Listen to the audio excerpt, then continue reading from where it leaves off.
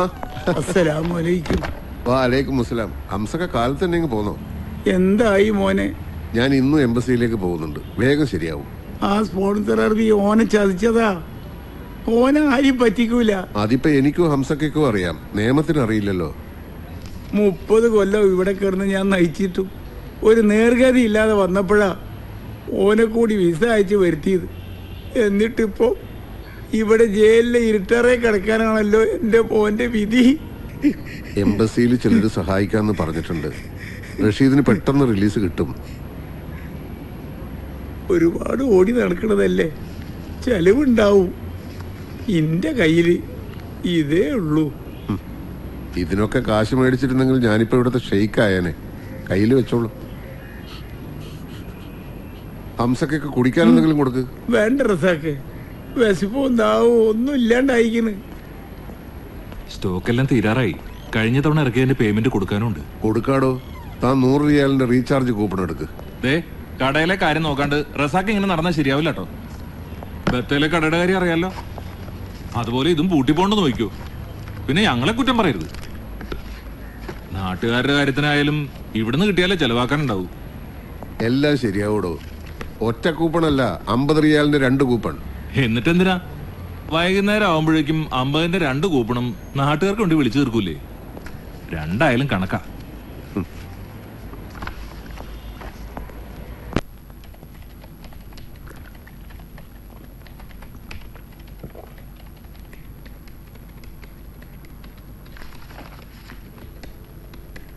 എങ്ങനെയുണ്ട്?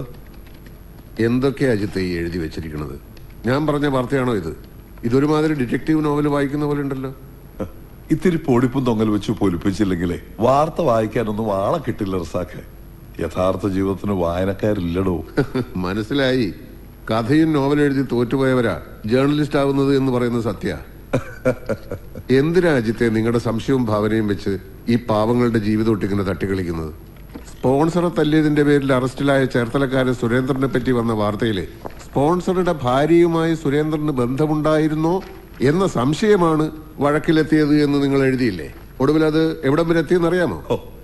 അതോ നിങ്ങൾക്കത് നിസ്സാരം. സുരേന്ദ്രൻ ശിക്ഷ കഴിഞ്ഞ് നാട്ടിലെത്തിയാലും ഭാര്യയുടെ കൂടെ ജീവിക്കാൻ കഴിയില്ല. ഭാര്യ പോയി. That's interesting. പക്ഷേ സുരേന്ദ്രൻ ജയിലിൽ നിന്ന് ഇറങ്ങുന്ന ദിവസം മാത്രമേ ആ സ്റ്റോറിക്ക് നിലനിൽപ്പുള്ളൂ. 10 മിനിറ്റിൽ കൂടുതൽ ഞാനിവിടെ ഇരുന്നാൽ താൻ എന്നെയും ഒരു കോളം വാർത്തയാക്കി മാറ്റും. അതിനു മുമ്പ് ഞാൻ ഇറങ്ങ. നിക്ക്, ഒരു പുതിയ ന്യൂസ് ഉണ്ട്. കൊടുക്കുന്നതിന് മുമ്പ് തന്നെ ഒന്ന് കാണിക്കാന്ന് വിചാരിച്ചു. ബുറൈദയിൽ ഒരു അറബിയുടെ വീട്ടിലെ ഗദ്ദാമയാ. അവിടുന്ന് കുറെ പണവും സ്വർണവും മോഷ്ടിച്ച് 2 ദിവസം മുമ്പ് ചാടിപ്പോയി എന്നാണ് വാർത്ത. വല്ല പരിചയം ഉണ്ടോന്ന് നോക്കിക്കേ. അശ്വതി അറിയോ? ഇല്ല. വെണ്ണതോൽക്കുമുടലിൽ സുഗന്ധിയാ വെണ്ണ തേച്ച് നിൽക്കും ഒരു ടിപ്പിക്കൽ മലയാളി പെണ്ണ്. മോഷ്ടിച്ച് കടന്നു കളഞ്ഞാണെന്ന് കണ്ടാ പറയൂ. മരുഭൂമിയുടെ സ്വഭാവം മാറണതും മനുഷ്യന്മാരുടെ മനസ്സ് മാറണതും ആർക്കെങ്കിലും കണക്കൂട്ടി പറയാൻ പറ്റുമോ അജിത്തെ? അത് ശരിയാ. പേരും പാസ്പോർട്ടിലെ ഡീറ്റെയിൽസും മാത്രം വെച്ച് ഒരു സ്റ്റോറിക്കുള്ള സ്കോപ്പ് ഇല്ല. കുറച്ചുകൂടി ഇൻഫർമേഷൻ കളക്ട് ചെയ്യണം. താനൊന്ന് ശ്രമിച്ചു നോക്കട്ടെ. എന്തായാലും താൻ സ്വന്തമായി കഥയുണ്ടാക്കി ഇതും ഡിറ്റക്റ്റീവ് നോവലാക്കണ്ട. കഥയേക്കാൾ വിചിത്രമായ ജീവിതം ഉണ്ടാവും നമ്മൾ അറിയാത്ത പല മനുഷ്യർക്കും.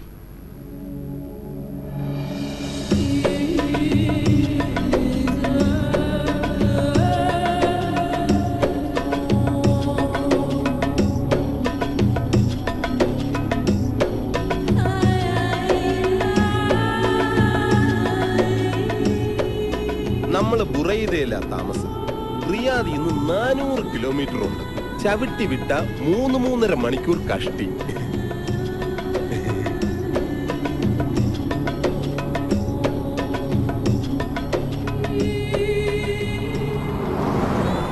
പെങ്ങള് കാഴ്ചയൊക്കെ ശരിക്കും കണ്ടോ?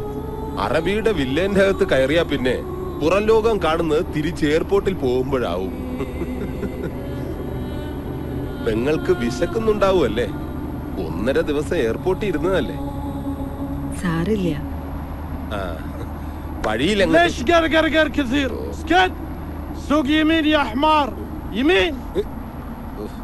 കിളവന് കണ്ണ് ശരിക്കും കാണില്ല. എന്നിട്ടാണ് ലെഫ്റ്റും റൈറ്റും.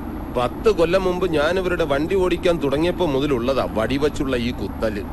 വന്ന കാലത്ത് വഴി പഠിപ്പിക്കാനുള്ള കിളവന്റെ രീതിയായിരുന്നു. ഇടതു തോളി കുത്തിയ ഇടത്തോട്ട്, വലതു തോളി കുത്തിയ വലത്തോട്ട്, തലയെ കുത്തിയാൽ നേരെ. ഇപ്പൊ എനിക്ക് വഴിയെല്ലാം അറിയാം, എന്നാൽ ഈ കിളവൻ കേറിയാ വെറുതെ കുത്തിക്കൊണ്ടേയിരിക്കും. انا عارف بابا ما في ضرب. ليش انت تكلمها؟ انا سوي كلام عن بابا يلا. ഈ തന്തയുടെ പേര് Khalid Ahmed bin Sayyid Muhammad. ഇങ്ങേരുടെ മോനാണ് നമ്മുടെ sponsor Nawaf Ahmed bin Khalid Muhammad. പിന്നെ തന്തയുടെ ഭാര്യ, സ്പോൺസറുടെ ഭാര്യ, അവരുടെ മക്കൾ, എല്ലാവർക്കും പിന്നെ നല്ല തങ്കപ്പെട്ട സ്വഭാവ. അതൊക്കെ പെങ്ങൾക്ക് അവിടെ ചെല്ലുമ്പോ മനസ്സിലായിക്കോളും. بس يا حمار انت ما تعلمها خلها بروحها تتعلم. ഞാനൊന്നും പറയണ്ട, ഇനി പെങ്ങളെല്ലാം താനേ പഠിച്ചോളൂന്ന്. بسرعة بسرعة يا حمار بسرعة. എനിക്കൊരാഗ്രഹം കൂടിയുണ്ട് പെങ്ങളെ. ഈ കള്ളക്കളവനെ വണ്ടിയിടിച്ച് കൊന്നിട്ട് സൗദി ജയിലിൽ പോയി സുഖമായിട്ട് കിടക്കണം.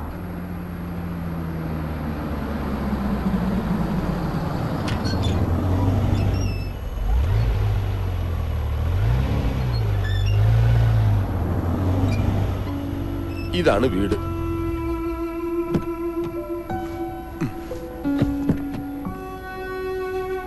പെങ്ങളെ ഇറങ്ങി വാ. تعالي تعالي.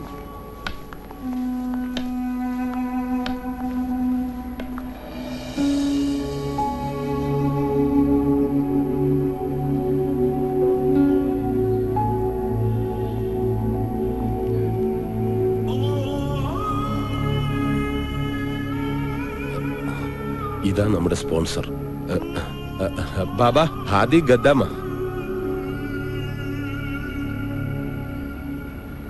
جيبي الجواز. جواز باسبورت باسبورت. പാസ്പോർട്ട് കൊടുക്കാൻ.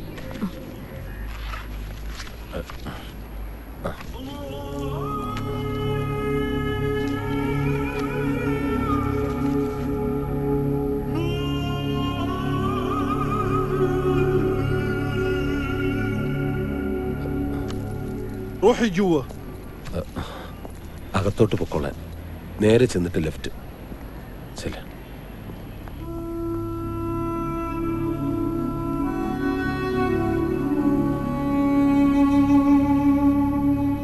عسى ما تأخرت عليكم. لا ما هي مشكلة.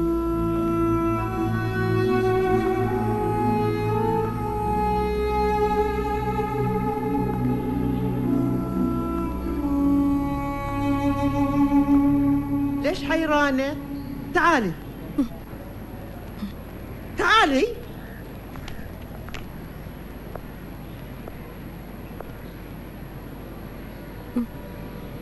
سميرة هذه الخدامة الجديدة. ايش اسمك؟ قولي لي ايش اسمك؟ Your name. അശ്വതി. اسمها أشوتي. فاطمة فاطمة عندنا خدامة لأعمال المطبخ. انت عليك باقي شغل البيت. أنت تربين الأولاد كمان. فاطمة هذه خدامة من البارية جديدة، أبغاش تعلمينها كل شغل البيت، فهمتي؟